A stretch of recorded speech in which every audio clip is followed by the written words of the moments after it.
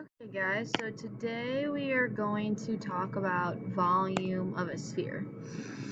So the volume of the sphere is the product of 4 pi and the cube of the radius of the sphere. So this is the formula that we will be using to find the volume of the sphere. And we already know that your radius represents, or the R represents your radius. Okay, so let's go ahead and try example 1. So on example 1, we have volume equals 4/3 pi r cubed. I'm going to always write my original formula. My radius is 4. My pi I'm going to write as 3.14. Okie dokie, so now I'm going to change this. I like to put it in a decimal, so 4 divided by 3. You do it on your calculator, that's the same thing, and you'll get 1.3 repeating. But before we do that, I'm going to cube my 4, and you will get 64. Then you're going to multiply all of this together. You'll get 267.9 centimeters cubed. So all you are doing is multiplying all 3 of those together. To put this fraction in your calculator, I would do 4 divided by 3, then multiply that by 3.14 times 64. Okay, let's look at the second one. So now we are given the volume. I'm just going to go ahead and write my original formula. So my volume is 288 times pi, and we know pi is 3.14.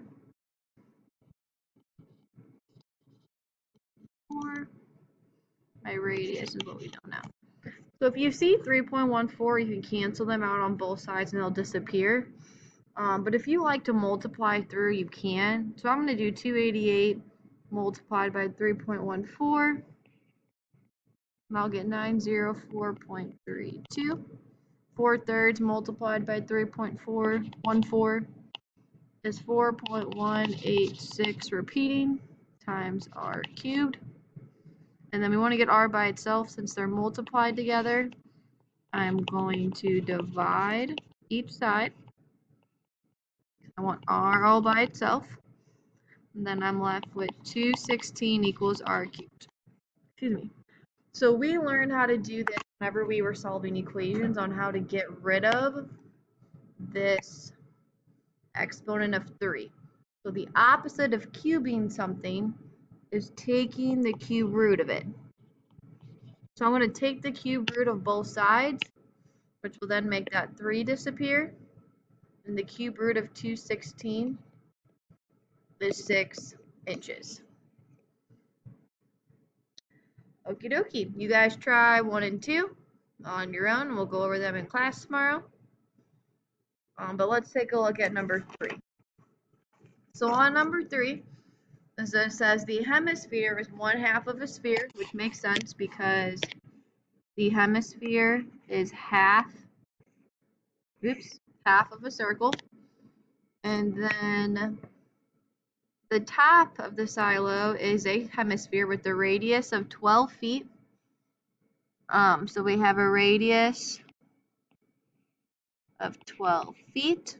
Radius 12 feet. What is the volume of this entire figure? So I'm just going to go ahead and label everything that I know. So if this is 12, I know that's my radius. In order to find this entire figure, I'm first going to have to find this volume of this cylinder. And then I'm going to have to find the volume of the hemisphere. Okay, so in order to figure out the volume of a cylinder, I know the equation is volume equals pi r squared h. My pi is 3.14, radius is 12, and my height, so if this is 12 and this whole thing is 52, that means this height right here is 40. Whoops. So my height is 40. Square my 12.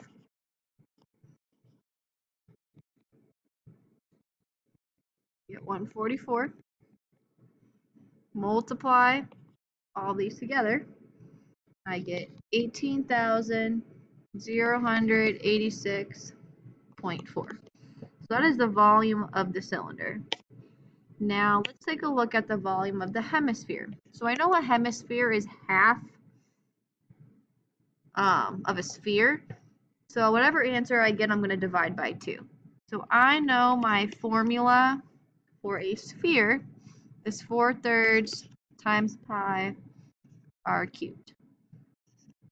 So I'm going to replace my pi with 3.14. My radius we already figured out was 12. I am going, oops, that's a cubed. 4/3 times 3.14. 12 cubed is 1,728. Multiply all of this across. Let's see here. You have 4 divided by 3 times 3.14 times 1,728. You get 7,234.56. However, you have to divide this whole thing by 2 because you know that your hemisphere is half of a sphere. So, divide this whole thing by 2 and you get 3,117.28. This would be your total volume if you were just talking about the entire sphere. But since you're only talking about a hemisphere, which is half of a sphere, you have to divide your answer by 2. Okay, so now we have both of our shapes. All we need to do to find the total volume is to add them together. So I have 18,086.4 plus 3,617.28. When I add both of those together, I get 21,703.68. However, though, if you look at the directions, it says now round to the nearest thousand. So I can see here that the number behind the thousands place is a 7, so I'm going to round up. So that gives me 22,000 cubic feet is my answer. So in order to find the total figure, how much volume it has, you first have to find each individual volume. So my first image was a cylinder, found the volume of a cylinder. My second image was a hemisphere, found the volume of a hemisphere, and then I added those two volumes together to get my total. Okay, try these two on the bottom. If you notice on number 3, let me get my pen back out here. There's a sphere on this side, and there's a sphere on this side. We know that there's a hemisphere, sorry. 2 hemispheres equal 1 sphere. So for this problem, you will have a column for cylinder and a column for sphere. You don't have to divide by 2 at the end because since there is a hemisphere on both sides, when you add them together, it makes a whole. For number 4, you have 2 shapes. You have a cylinder and a cone. So once again, you just need to make the 2 columns, find the volume, and add them together. All right, try your best. We'll go over this tomorrow.